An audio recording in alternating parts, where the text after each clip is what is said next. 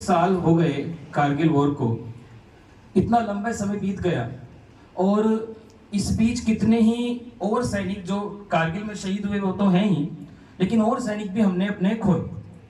और उससे पहले भी क्या किसी को पता है भारत और पाकिस्तान के बीच में कितने युद्ध हुए हैं?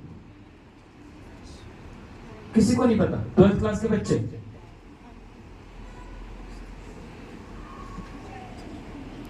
अरे ये तो बड़ी सोचने वाली बात है। चलिए हम बताते हैं आपको। इंडिया और पाकिस्तान के बीच में बच्चों 4 लड़ाइयां हुई हैं आज तक। भारत और पाकिस्तान की अगर बात करते हैं तो 4 युद्ध अब तक हमारे और जो है पाकिस्तान के बीच में हुए हैं। 1947 में सबसे पहला वॉर हुआ जिसे कबीलियाई युद्ध कहते हैं बेटा। कबीलियाई युद्ध इसलिए बोलते हैं क्योंकि पाकिस्तानी सेना ना कबीलों के वेश में हमारे इंडिया में एंटर हुई थी और उस समय कश्मीर के राजा थे राजा हरि सिंह। वो एक डिटेल स्टोरी है, किसी दिन फिर आपको बताऊंगा। तो ये पहला युद्ध था 47 वाला, जिसमें आप ये कह सकते हैं कि हमारी इतनी सारी जमीन जिसको पीओके बोला जाता है वो पाकिस्तान ने ऑक्यूपाइड कर लिया। सेकेंड जो वॉर हुआ हमारा और पाकिस्तान का वो 65 का हुआ, 1965 का युद्ध। उसमें भी हमें विजय प्राप्त हुई। 71 वाला युद्ध, जैसे कि करण भैया ने बताया आपको, बांग्लादेश का निर्माण हुआ और एक अलग स्वतंत्र देश के रूप में मान्यता मिली बांग्लादेश को, और वो पाकिस्तान से जो पहले पूर्वी पाकिस्तान कहलाता था वो बांग्लादेश बना। और एक वो वॉर जिसको हम आज जानने के लिए यहाँ पर आए हैं 1999 का, आपका कारगिल वॉर। तो ये चौथा जो वॉर है कारगिल वॉर, इस पे हम आज बात करेंगे। तो कारगिल वॉर का इतिहास या कारगिल वॉर जो शुरू हुआ उसकी अगर हम बात करते हैं तो आप देख रहे होंगे अपनी स्क्रीन के ऊपर अटल बिहारी वाजपेयी और नवाज शरीफ के बीच में बच्चों लाहौर घोषणा पत्र हुआ था। एक लाहौर घोषणा पत्र जिसके अंदर इंडिया और पाकिस्तान के बीच में एक लाहौर बस सेवा शुरू हुई थी जो दिल्ली के अंबेडकर स्टेडियम से जाती थी और लाहौर तक जाती थी। ये दोस्ती का कदम था क्योंकि आप सबको पता है डिप्लोमेसी के नाम में अगर अटल जी का नाम लिया जाए तो बहुत बेहतर है। मतलब इतने बड़े सुलझे हुए इतने लंबे समय तक भारत के फॉरेन मिनिस्टर, विदेश मंत्री भी रहे और विदेशों से संबंध बनाने में वो एक्सपर्ट थे। तो भारत और पाकिस्तान के बीच संबंध मधुर बनाने के लिए उन्होंने लाहौर घोषणा पत्र किया और दोनों देशों ने एक दूसरे पर सिग्नेचर की। लेकिन हमें नहीं पता था कि जहां हम दोस्ती का कदम उठा रहे हैं, दोस्ती का कदम बढ़ा रहे हैं, पाकिस्तान के मन में कुछ और चल रहा है। पाकिस्तान का जो सैनिक जनरल परवेज मुशर्रफ की बात आपने सुनी अभी, जिन्होंने ऑपरेशन अलबद्र चलाया और जिनका ये सोच थी, जिनका ये मानना था कि हम भारत की चोटियों पर अपना कब्जा करें, तो इसीलिए उन्होंने ये थोड़ा सा एक इंट्रोडक्शन मैं बोलना चाहूंगा भारत और पाकिस्तान के कारगिल वॉर के ऊपर। 26 जुलाई 1999 अर्थात कारगिल विजय दिवस भारत के प्रत्येक नागरिक के लिए भारतीय सेना के उस अद्वितीय शौर्य, बलिदान और विजय गाथा के प्रति कृतज्ञता, सम्मान और एक समर्थ राष्ट्र का नागरिक होने का अप्रितम गौरव बोध स्मरण कराने का दिन है। जब भारतीय सेना के वीर जवानों ने पाकिस्तान की कुटिल महत्वाकांक्षा, खोखले दुस्साहस और भारत को खंडित करने के एक दुस्सपन को अपने पैरों तले रौंदकर कारगिल की चोटियों पर भारत की विजय पताका फहरा दी थी। इसी दिन भारत पाकिस्तान नियंत्रण रेखा से लगी कारगिल की पहाड़ियों पर कब्जा जमाए, आतंकियों और उनके वेश में घुस आए पाकिस्तानी सैनिकों को भारतीय सैनिकों ने मार भगाया था। यह वह दिन भी है जब पूरे विश्व समुदाय यह अनुभव करने पर विवश हुआ कि भारत को परमाणु आक्रमण जैसे गंभीर संकट की संभावनाओं के डर से भी डराया नहीं जा सकता। वह अपनी एकता और अखंडता की रक्षा के लिए विश्व की किसी भी महाशक्ति के दबाव अथवा प्रभाव के आगे नहीं झुकेगा। अब क्या हुआ, सर्दियों में क्या होता था बच्चों, जो कारगिल की पहाड़ियां हैं उनसे दोनों ही देशों की सेनाएं नीचे उतर आती थी क्योंकि वहां पे रहना ना बहुत मुश्किल होता है। तो ये हमारे और पाकिस्तान के बीच में समझौता हुआ है कि जब भी सर्दियां आएंगी, सर्दियों का मौसम शुरू होगा, बर्फ पड़नी शुरू होगी, तो जो कारगिल की चोटियां हैं उनसे दोनों ही देशों की सेनाएं, भारत की भी और पाकिस्तान की भी, अपने अपने साजो सम्मान के साथ अपनी चोटियों को छोड़कर, अपनी जो हील्स हैं उन्हें छोड़कर नीचे आ जाएंगे। लेकिन 99 में क्या हुआ, पाकिस्तान ने गद्दारी करी, और वही गद्दारी ये करी कि हम लोग तो वापस आ गए, लेकिन वो वहीं जमे रहे। और जमे रहे तो सही है, उन्होंने और लोगों को भी नीचे से अपनी सहायता के लिए बुला लिया, और हमारी बहुत सारी लगभग 150 के आसपास जो चोटियां थी उनको अपने कब्जे में कर लिया, उनके ऊपर अपना नियंत्रण स्थापित कर लिया। बात है 2 मई की। बच्चों, कश्मीर के अंदर या लद्दाख के अंदर एक जानवर पाया जाता है, याक।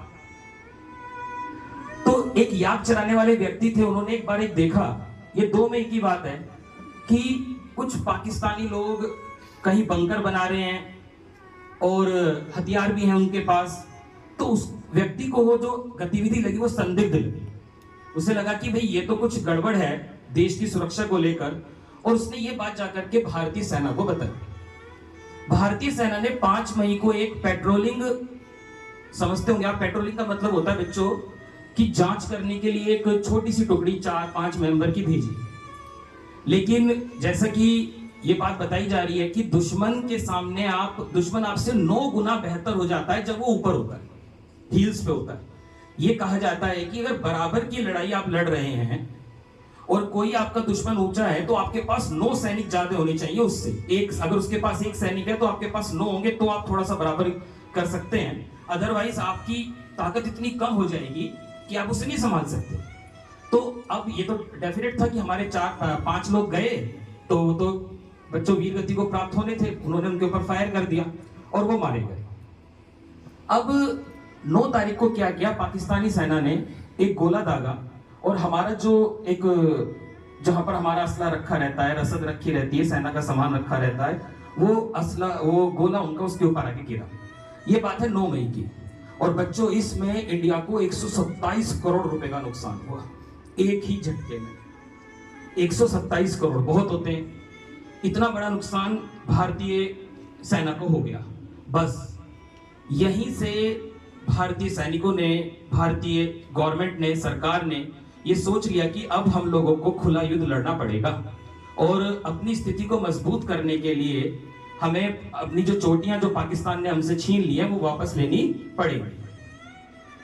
ये जो आप देख रहे हैं national highway number 1A, national highway number 1 अलग है और 1A अलग है। 1A जो श्रीनगर को लेह से कनेक्ट करता है। बच्चों, ये पाकिस्तान का जो मेन एम था ना, वो इसी हाईवे के ऊपर जो सप्लाई थी उसे तोड़ना था। आप देख रहे होंगे द्रास, कारगिल, ये पूरा एरिया उनका एम था कि इस सप्लाई चेन को अगर हम तोड़ देंगे, अगर इसके, अब ये देख लीजिए आप, अगर ये इस कारगिल के ऊपर बैठने से सेना की सीधी नजर थी इसके ऊपर, नेशनल हाईवे नंबर 1A के ऊपर। एक व्यक्ति एक स्कूटर लेकर भी नहीं निकल सकता था, ये आप सोच लीजिए। पाकिस्तानी सेना की स्थिति इतनी मजबूत थी, इतनी मजबूत थी कि उनको अगर 1A से कोई भी गुजर रहा है तो उसकी दृष्टि उनके ऊपर पड़ती थी और वो उसे सीधे वार कर सकते थे। और मैंने तो एक चीज और पढ़ी थी कि पाकिस्तानी सीधे यहाँ गोली मार रहे थे। बच्चों, आप समझिए, अगर सीधा सर में गोली दुश्मन मार रहा है तो कितनी ज्यादा स्ट्रॉन्ग पोजीशन वॉर में उस व्यक्ति की है, सामने वाले की। हम कितने वीक हैं, हम कितने कमजोर हैं, हमारी स्थिति पोजीशन के हिसाब से, ताकत के हिसाब से नहीं, कॉन्फिडेंस के हिसाब से नहीं, पोजीशन के हिसाब से हम कितने वीक हैं कि सामने वाला हमारे सीधे सर पे क्या कर रहा है, गोली मार रहा है। अब भारतीय सरकार ने एक ऑपरेशन विजय, जो बार बार बताया जा रहा है, लॉन्च किया। और इस ऑपरेशन विजय का जो मेन एम था वो जो आपका टाइगर हिल, आपने सुना होगा टाइगर हिल, बहुत कई सारी फिल्म वगैरह बनी, कई सारे टीवी सीरियल्स के अंदर भी दिखाया जाता है, न्यूज़पेपर के अंदर भी आया कि टाइगर हिल हो गया आपका, .4875 हो गया आपका, तोरोलिंग हो गया। ये सबसे मेन थी, टाइगर हिल सबसे ऊंची थी। इसको फतेह करना इंडिया की गवर्नमेंट के लिए, हमारी सेना के लिए सबसे पहला जो काम था, जो प्रायोरिटी थी, ये यही थी कि हमें इसको क्या करना है, अपने कंट्रोल में करना है।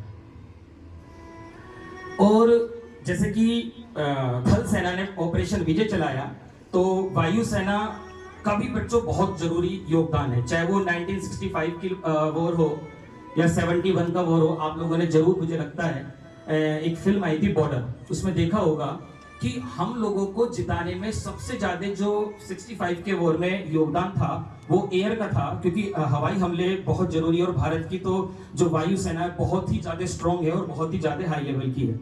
तो इसीलिए हमारी वायुसेना ने भी एक ऑपरेशन लॉन्च किया, ऑपरेशन सफेद सागर। और जैसे बताया मिग 21, 27, मिराज 2000, ये सारे हमारे जो लड़ाकू विमान हैं अब जो है रण में आ गए। और अब तो आपको पता है इससे भी ऊपर का हमारे पास है राफेल, है ना। 4 मिग 20 और राफेल शायद मेरे ख्याल से उससे ज्यादा एडवांस होगा। चलिए नेक्स्ट। अब 26 मई को ऑपरेशन सफेद सागर ऑफिशियली लॉन्च किया गया और मिग 27 को लेकर नचिकेता जी हमारे ये उड़े, पता होगा आपको इनके बारे में। जानते हैं आप नचिकेता जी को? चलिए, नहीं जानते तो मैं बताता हूँ। तो नचिकेता जी जब मिग 27 को लेकर उड़े तो थोड़ा सा ना वो थोड़ी ज्यादा नीचे आ गए।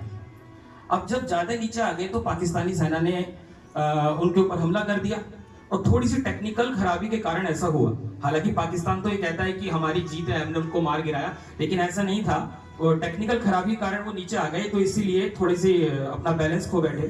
खैर उन नचिकेता जी ने अपना पैरासूट खोला और वो बाहर निकल गए। और गलती से आपको बताते हैं उनका जो पैरासूट है वो पाकिस्तान एलओसी के उस तरफ पाकिस्तान में चला गया। ठीक है, मतलब उन्होंने तो ये सोचा था कि चलो मैं इससे प्लेन से बाहर निकल जाऊं, क्योंकि ये तो अब क्रैश होने वाला है, वो मर जाते, वीर गति को प्राप्त हो जाते। इसलिए उन्होंने क्या करा, पैराशूट से वो डाई कर गए। और लेकिन वो पैराशूट से जब डाई करे तो बच्चों पाकिस्तान में उतर गए और पाकिस्तानी सेना ने उन्हें पकड़ लिया। लेकिन वही हमारी डिप्लोमेसी, भारतीय सरकार की विदेश नीति, भारतीय सरकार के सफल प्रधानमंत्री हमारे, इनके बदौलत पाकिस्तान ने नचिकेता जी को हमें वापस लौटा दिया। एक हमारे और सैनिक थे जो पाकिस्तान चले गए थे, जिनको वापस लौटाया गया। किसी को नाम पता है? अभिनंदन जी, बिल्कुल सही। ठीक है, जैसे नचिकेता जी को वापस भेजा गया वैसे ही अभिनंदन जी भी वापस आए। चलिए खैर, लेकिन ये एक दुखद घटना है। मिग 21 को लेकर अजय आलूवालिया जब उड़े दुश्मन के ऊपर गरजने के लिए, तो बच्चों इसके ऊपर दुश्मन ने अपनी आर्टरी फायर शुरू कर दिया और ये क्रैश हो गया। और यहाँ पर भी आलूवालिया जी ने अपना जो है पैराशूट खोला, वो बाहर निकल गए उससे। आप देख रहे होंगे नीचे वाली फोटो में वो ऊपर बाहर निकल रहे हैं। लेकिन बच्चों पाकिस्तानी सेना ने इतनी गोलियां बरसाई इनके ऊपर, इतनी गोलियां बरसाई कि इनके चीथड़े मतलब बिल्कुल उड़ा दिए। और ऐसा मतलब लहूलुहान शरीर जो है इनका जमीन पे आके गिरा और ये लड़ते हुए वीर गति को प्राप्त हो गए आलूवालिया जी। उसके बाद इतने सारे सैनिक हमारे शहीद हुए, इतनी बड़ी अचीवमेंट हमारी थी, तो हमारी गवर्नमेंट ने एक वॉर मेमोरियल युद्ध स्मारक बनाने की बात कही।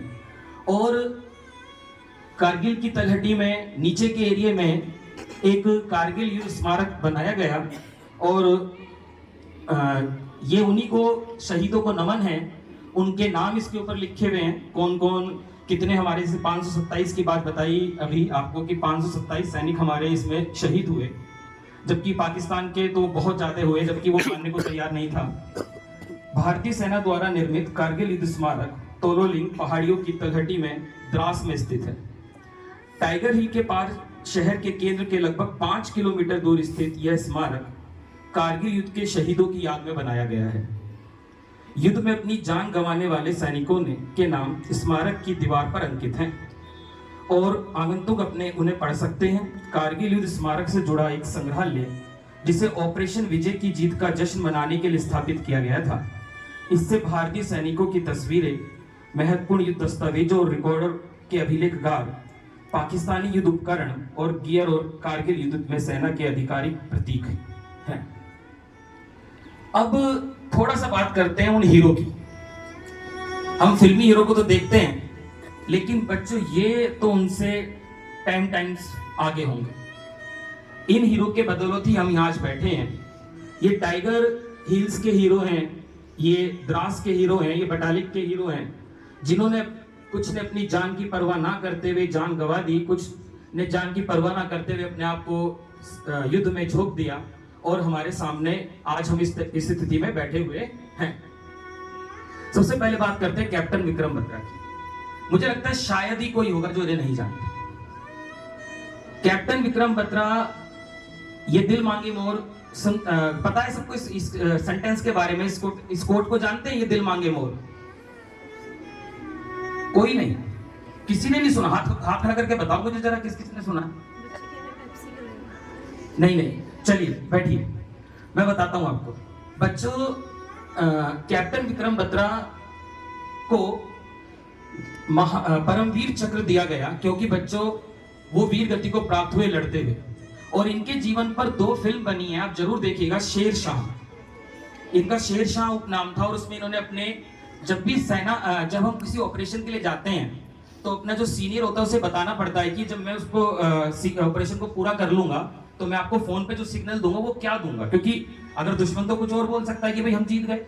तो इसीलिए जो कैप्टन विक्रम बत्रा थे, उन्होंने जो अपने सर को जो बोला था कि मेरा जो कोड वर्ड रहेगा वो रहेगा ये दिल मांगे मोर। और शेरशाह इनको एक टाइटल, एक उपनाम जो है इनको शेरशाह का दिया गया था। और जैसा कि एलओसी फिल्म के अंदर अगर आप देखेंगे अभिषेक बच्चन जी ने इनकी भूमिका निभाई है, तो मैं आपसे कहूंगा बच्चों, एक एलओसी मूवी और एक शेरशाह आप जरूर देखिएगा। उससे आपको बहुत कुछ पता लगेगा कि कौन कौन हमारे जो शहीद हुए हैं इस युद्ध के अंदर। कैप्टन अनुज नायर, जिनको महावीर चक्र मिला, और बच्चों इन्होंने भी कारगिल की चोटियों पर लड़ते हुए अपनी जान गंवाई और वीर गति को प्राप्त हुए और हमको आज इस रूप में पहुंचाया। कैप्टन अनुज नायर ने 7 जुलाई 1799 को .4875 पर हमला करते हुए अद्वितीय वीरता का प्रदर्शन किया और अपने प्लटून को नेतृत्व करते हुए दुश्मनों के कई बंकर नष्ट कर दिए। इसी के लिए उनको मरणोपरांत महावीर चक्र से सम्मानित किया गया। योगेंद्र सिंह यादव, इन्हें कौन जानता है जरा ये बताएं मुझे? आपके पास में रहते हैं ये? पता है आपको? ये किस किस को पता है कि ये यही रहते हैं पास में? चलिए अब देखो जरा, कितनी बड़ी बात है बच्चों। हम 1000 के लगभग हमारी संख्या है, 800 के लगभग। 4 या 5 बच्चों ने कहा कि हम इन्हें जानते हैं कि ये हमारे घर के पास ही रहते हैं। योगेंद्र यादव जी, बच्चों कैप्टन योगेंद्र यादव ने 4 जुलाई 1999 को .4875 की चोटियों पर कब्जा करने में महत्वपूर्ण भूमिका निभाई। इन्होंने भारी गोलीबारी के बावजूद अपने साथियों का मनोबल बढ़ाया और दुश्मन के कई बंकर नष्ट किए। 17 गोलियां, सोचिए 17 गोलियां। हम लोगों को अगर एक छोटा सा की लग जाती है तो हम शोर मचा देते हैं, इन्हें 17 गोलियां लगी। उसके बावजूद भी जब दुश्मन इनके पास आ रहा था तो ग्रेनेड इनके पास था और उस ग्रेनेड्स के उसके ऊपर हमला कर दिया। और बच्चों, जो बिल्कुल हम लोग जिसको प्राप्त नहीं कर पा रहे थे, जिस हील को, उसको इन्होंने क्या किया? फतेह किया, उसको इन्होंने प्राप्त किया। आज एक बात और आपको बताते हैं, आज तक केवल 3 ही लोग ऐसे हैं जिनको जीवित को हमारी सरकार ने परमवीर चक्र दिया है। केवल 3, जिनमें से एक हमारे योगेंद्र जी, योगेंद्र यादव जी, जिनको जो वीर गति को प्राप्त नहीं हुए, जो अभी जिंदा हैं, और उन्हें परमवीर चक्र से नवाजा गया, उन्हें परमवीर चक्र का सम्मान दिया गया। इन्हें टाइगर युद्ध में टाइगर हिल का हीरो भी कहते हैं इनको। और एक छोटी सी बात आप और देख रहे हैं कि केवीसी में एक बार ये आए थे और इन्होंने जो भी वहां पे धनराशि जीती थी बच्चों, वो अपने सैनिकों को के लिए दान में दी थी। संजय कुमार जी, राइफलमैन संजय कुमार, जिनको परमवीर चक्र मिला, ये दूसरे वही व्यक्ति हैं। एक योगेंद्र जी हैं, एक संजय कुमार जी हैं, याद रखेंगे दोनों नाम। ये दोनों व्यक्ति वो हैं जो आज जीवित हैं, जिनको परमवीर चक्र दिया गया है। ये भी बच्चों कारगिल के महत्वपूर्ण हीरो हैं। वीरता और योगदान राइफलमैन संजय कुमार ने 4 जुलाई 1999 को .4875 की ओर बढ़ते समय अद्वितीय वीरता का प्रदर्शन किया। उन्होंने अपने साथी सैनिकों के साथ दुश्मनों के कई बंकर पर कब्जा किया और गोलीबारी के बीच अपने मिशन को सफलतापूर्वक अंजाम दिया, और इसीलिए उन्हें क्या दिया गया? परमवीर चक्र दिया गया। बच्चों, दोनों संजय जी और योगेंद्र जी दोनों ज्वाइंट रूप से केवीसी में आए थे और दोनों ने साथ मिलकर के ये गेम खेला था। मनोज कुमार पांडे, बच्चों इस नाम को नहीं भुलाया जा सकता, जिसे बटालिक का हीरो कहते हैं। और इतना अद्वितीय प्रदर्शन इनका था इसमें। लेफ्टिनेंट मनोज कुमार पांडे ने 3 जुलाई 1999 को 4875 पर दुश्मनों के खिलाफ लड़ाई में अद्वितीय वीरता का प्रदर्शन किया। उन्होंने अपने साथी सैनिकों के साथ दुश्मनों के कई बंकरों को नष्ट किया और अपने प्राणों की आहुति दे दी, जिस कारण उन्हें मरणोपरांत परमवीर चक्र से सम्मानित किया गया। एलओसी मूवी के अंदर अजय देवगन ने इनकी भूमिका निभाई थी और ये हमारे कुछ हीरो जो कारगिल के हीरो कहलाते हैं और जिनकी बदौलत हम आज यहाँ हैं और जिनकी बदौलत आप कह सकते हैं टाइगर हिल और तोलोलिंग जो पहाड़ियां हैं वो हमारे पास हैं। तो आपको लगा होगा कि कुछ इंफॉर्मेशन जरूर आपको मिली और मैं चाहूंगा कि जैसे क्लास के अंदर टीचर आपको कुछ इंफॉर्मेशन देते हैं और वो आप अपने पास रखते हैं, तो ये भी जरूर रखिएगा अगर आप चाहते हैं, और थोड़ा सा नोट डाउन करेंगे आज जाकर जो बात आपको याद रह जाए। और एक बार फिर मैं यही कहूंगा कि कारगिल वॉर हमारे लिए एक सम्मान का विषय है और एक प्राउड का विषय है। जय हिंद, जय भारत। कारगिल विजय 99 में दूरदर्शन पे टीवी पे सारी रिपोर्ट आती थी, मैंने इसको देखा भी है। क्योंकि हमारे गांव के लोग भी आर्मी में थे, मेरा पूरा परिवार जो है आर्मी बैकग्राउंड से है सारा, तो मेरे फादर भी मुझे बताते थे कि वो क्योंकि कारगिल में वो रह चुके पहले, वो रिटायरमेंट के बाद ये बताते थे, टीवी पर आते थे, देखते थे कि यहाँ ऊंचाई पे चढ़ना बड़ा मुश्किल है। तो जब लड़ाई चल रही थी तो मेरे पिताजी मुझसे कहते थे कि ये कारगिल जंग जो है ना, ये सबसे मुश्किल बात है। मैंने क्यों? एक तो बिल्कुल सीधी है, बिल्कुल ऑक्सीजन का ऑक्सीजन बिल्कुल बहुत कम हो जाती है, और ऑक्सीजन कम हो जाती है और दुनिया में सेकंड जो है कोल्डेस्ट, मतलब बहुत ठंडा एरिया है वो, या तो रसिया में मिलेगा या कारगिल की तरफ मिलेगा, जब माइनस में टेम्परेचर रहता है। वहाँ सांस लेना मुश्किल है, चढ़ने की तो बात ही दूसरी है। अब आपने देखा या सुना, जैसे भी बिपुल जी ने बताया, चढ़ना भी था और कितनी विपरीत परिस्थिति, ठंडा टेम्परेचर था और ऑक्सीजन की कमी भी थी, और उस पे जाकर उनको फाइट करना था और अपनी जगह खाली कराना था। विपुल जी ने सारा एक्सप्लेन किया आपको। तो वास्तव में जो विजय थी वो बड़ी अद्भुत थी, बड़ी हमारे जो सैनिक हैं उनका और साहस का, अद्भुत साहस का परिचय था उनका। ऐसी जंग दुनिया में कोई नहीं हुई होगी जैसे कारगिल विजय। इसलिए आज भी पाकिस्तान उसके बाद फिर कोशिश ही नहीं की उसने दोबारा उधर की तरफ जाने की। उन्होंने सोचा कि सैनिक तो उतर गए, हम भी चले जाते हैं, और जो भी चीटिंग के तरीके से जैसे आप बोलते हो, उन्होंने भी चीटिंग की। कुछ बच्चे करते हैं ना, दूसरे के टीचर मना करते रहते हैं कि भाई नकल मत करो, ये मत करो, तो फिर बच्चे कुछ ना कुछ करते रहते हैं। तो उन्होंने भी इस तरीके से पाकिस्तानियों ने, लेकिन उसका मुंह तोड़ जवाब मिला। लास्ट में मुशर्रफ ने भी माना चलते चलते मरते कि भारतीय सैनिक जो बहुत मजबूत, बहुत वीरता वाले। तो इसलिए हम जो है कल, आप तो बहुत टाइम हो गया, उन सैनिकों का वीडियो दिखाएंगे और उन सैनिकों से वो आपको रूबरू कराएंगे जिन्होंने भाग भी लिया, देखा भी, वर्णन भी, और ऐसे स्टोरियाँ बताएंगे, खुद भी बताएंगे, तो आपको अच्छा लगेगा, बढ़िया लगेगा, आपको गौरव महसूस होगा। आप ये देखिए कि हमारे सैनिक चाहे बीएसएफ में हो, चाहे वायुसेना हो, हमेशा रेडी मोड में रहते हैं। कोई समस्या पड़े, देश की आन बान शान को नुकसान नहीं आने। आपको बता बीएसएफ राजस्थान बॉर्डर पर कितना टेम्परेचर रहता है, 50 डिग्री, चलना मुश्किल है। हम तो 45-46 में यहाँ आया गर्मी करने लगते हैं, बहुत गर्मी, बहुत गर्मी। वो बेचारे चलते हैं किसके लिए? हम सब के लिए। हम एसी में सो सके, एसी में रह सके। वास्तव में उनकी वीरता को बहुत बहुत नमन है। कल हम लोग उनके वीडियो आपको दिखाएंगे। 1-2 दिन कारगिल विजय दिवस का ये कार्यक्रम रहेंगे, तो ज़्यादा से ज़्यादा बच्चे उसको देख सकें, ज़्यादा से ज़्यादा मोटिवेट हो सकें और ज़्यादा से ज़्यादा सेना में जा सकें। क्योंकि आजकल हमारी बहनें भी सेना में जा रही हैं, उनको भी 50% रिजर्वेशन है, और मन बनाइए सेना में जाने के लिए, देश के लिए कुछ करने के लिए। ठीक है, तो बहुत बहुत धन्यवाद। बहुत बहुत शुभकामनाएं।